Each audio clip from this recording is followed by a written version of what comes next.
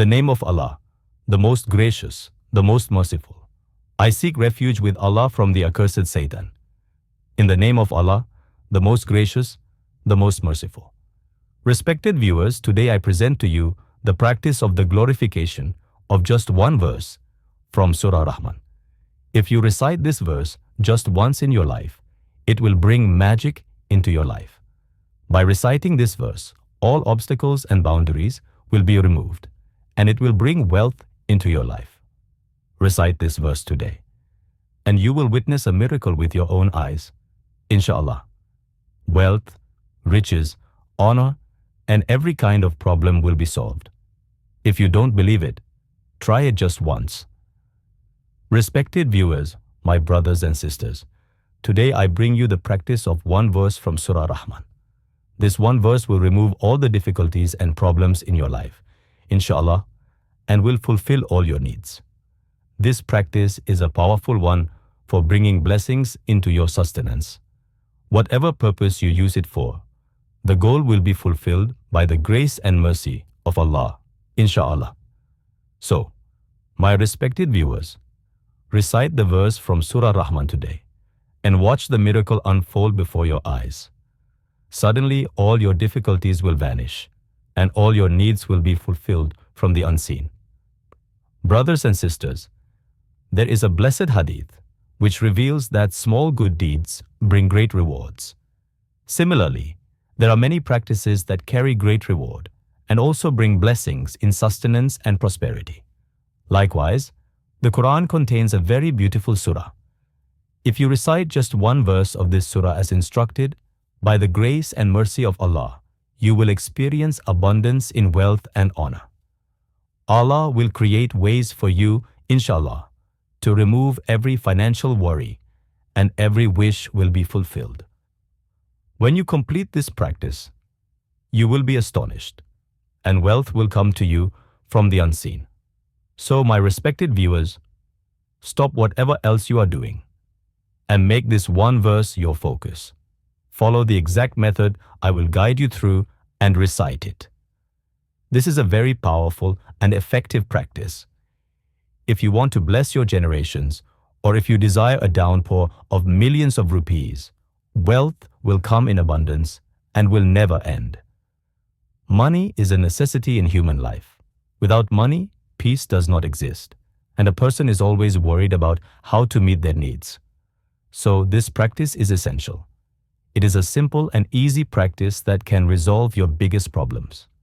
When Allah acts, human intellect is left amazed because only Allah has the power to perform miracles. We must be grateful for every blessing. The practice I am sharing with you is from a very beloved surah of the Quran. By performing this practice, Insha'Allah, all your difficulties will be resolved and every problem will end. Place your trust in Allah and you will never face disappointment. Your pocket will not be empty and, Insha'Allah, your business will never lack blessings.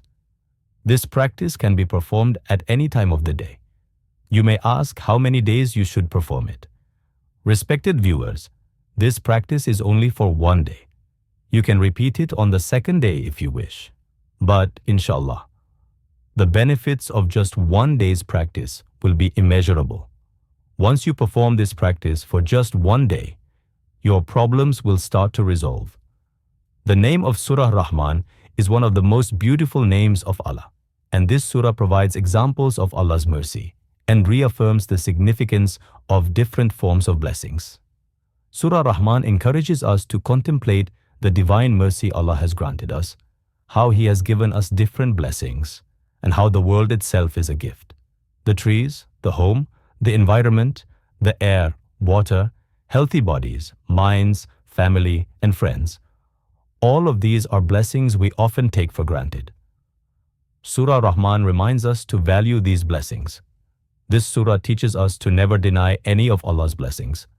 It encourages us to remember and appreciate our Lord's mercy and blessings, just as the non-believers who denied Allah's favors and attacked the Muslims were reminded of His mercies. This surah beautifully presents Allah's infinite mercies, and it touches the hearts of true believers, making their eyes weep in gratitude. Humans often ignore the truth. Even though we know that everything is temporary, we remain obsessed with worldly wealth and possessions. We must realize that everything we have is not permanent. Our family and friends may leave us, our health may decline, and our wealth may disappear. But we must remain humble and grateful. Allah's mercy reminds us to be thankful for every blessing. We must engage in good deeds and seek to please Allah, striving for righteousness.